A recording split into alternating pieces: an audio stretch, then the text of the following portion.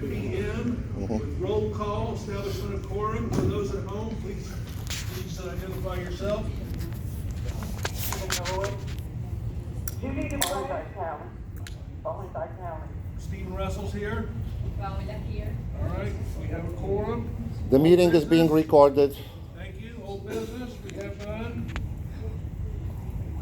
New business, discussion of Mr. Milewicz's resignation and vote on appointment to the opening board seat. Discussion. I mean, I'll just say that, and it's been circulated through various emails, that Ms. Hugh and Mr. Stazowski are arguing that Stephen was automatically removed from the board because there was a 90-day delinquency on his account. Now, what happened was that he has a receipt from the prior management and ironically also from Ms. Hugh that he's current through a certain date. But at some point when AP took over, they started going back to cross-check. And one of the payments that they recorded was a duplicate check number. So they then reversed the credit. Stephen says he paid, the account that he uses is subject to an estate, and it's not easy for him to go back and get the check number. So we were also hoping that AP could go back and somehow figure out, where the money exactly was deposited. But ultimately, they said it was too difficult, and so ultimately Stephen paid it a second time in his view, but regardless. So any rational person under these facts would leave well enough alone, but that's not how Jennifer Hugh works.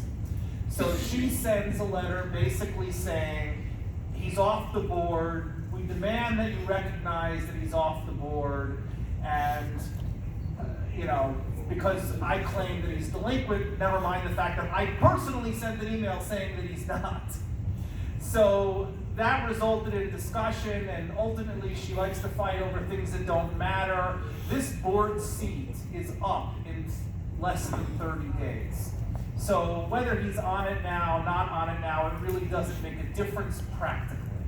So the bottom line is he resigned, and the board can appoint and fill the seat, and he is eligible to run because he did, in his mind, double pay, but regardless, pay the missing payment.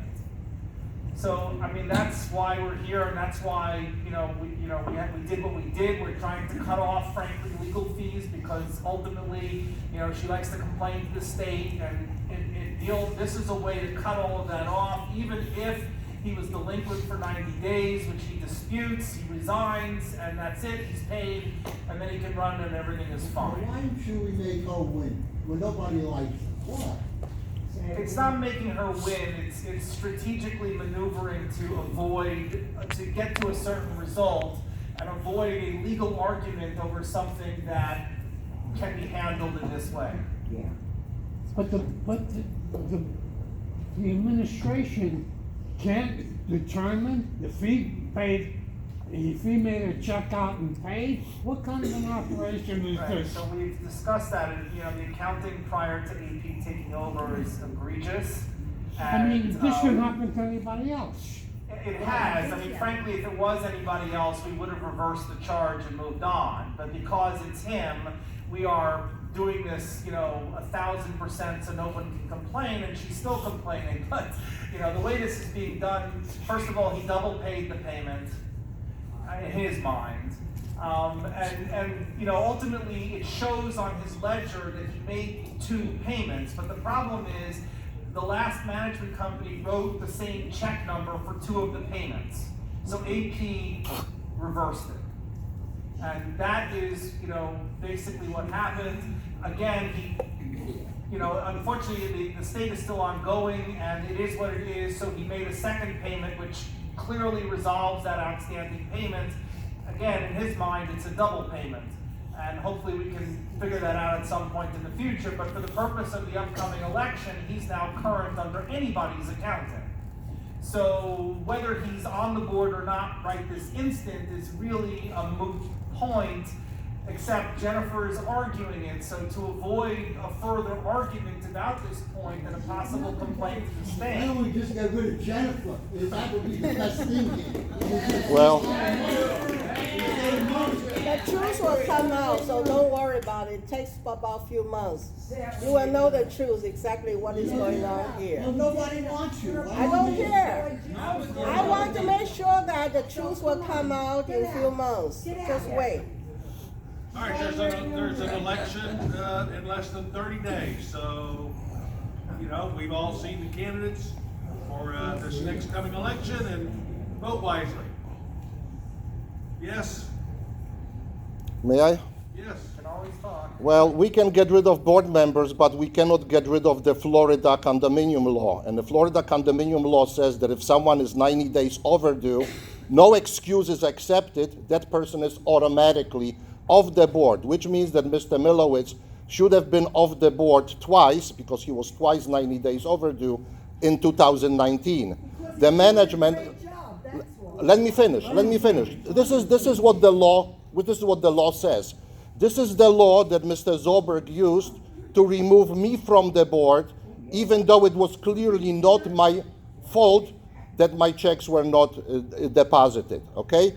So, but I was removed and I accepted it because the law is the law, okay? The fact that I was, for 90 days overseas and I didn't check my checking account to make sure that the check's clear, that's not an excuse. I was removed from the board, fine. Even though the other attorney, who was the attorney of the condominium at that time, Gary Mars, had a different opinion, because he clearly said it's not my fault I should stay on the board. Aside from that, the law says that if someone doesn't pay in 90... There is common sense. No, there is no common sense. Common sense is... Common sense... I don't care. Common sense is that every one of us is obligated to cut a check every 90 days. And if we don't do that, we are in default.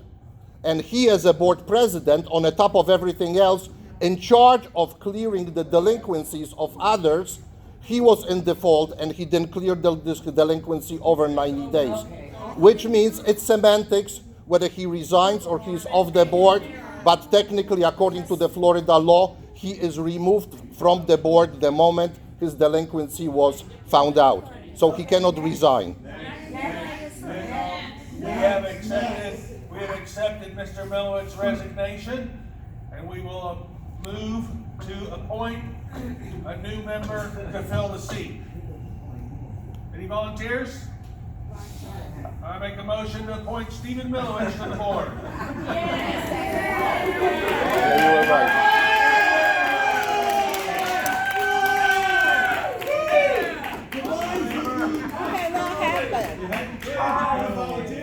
DBPR will hear about this. Okay, one more time so everybody listening at home can hear. Would you please say again at home? All in favor? DBPR will hear about this. This is violation of the state law. Russell, aye. This is a joke.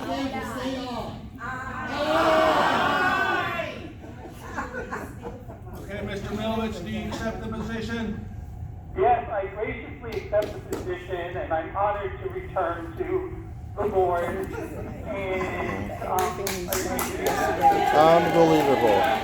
Unbelievable. I have a promise to avoid Do we have any? out of legal talk. Do we have anything else we have to take care of in this maneuver? No, I mean, I guess just technically to also nominate him as the president of the association again, renominate him. Okay, yeah, I will renominate Stephen Milewicz as president of the association. I second.